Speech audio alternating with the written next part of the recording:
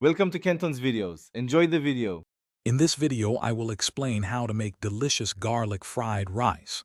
First, gather your ingredients. Using day-old rice is key for that perfect texture, so plan ahead. Mince about 4 to 6 cloves of fresh garlic to really bring out the flavor. Also, have your protein and any vegetables chopped and ready to go. This preparation makes the cooking process smooth and enjoyable. Now let's get cooking.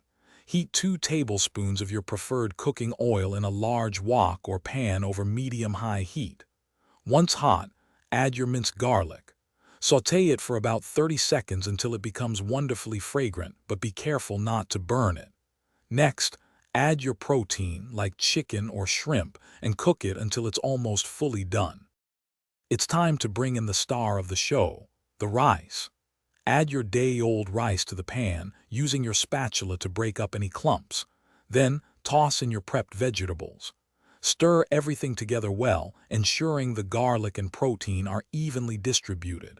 Continue to cook for about 2 to 3 minutes, stirring constantly, allowing the rice to heat through and absorb flavors. For the grand finale, let's season our fried rice. Drizzle 1 to 2 tablespoons of soy sauce over the mixture, adjusting to your taste. A small dash of sesame oil adds that authentic nutty aroma. Give it one final stir to combine everything. Garnish with some fresh chopped green onions, and your delicious homemade garlic fried rice is ready to be enjoyed. Happy cooking! Thanks for watching. Consider subscribing if we helped you.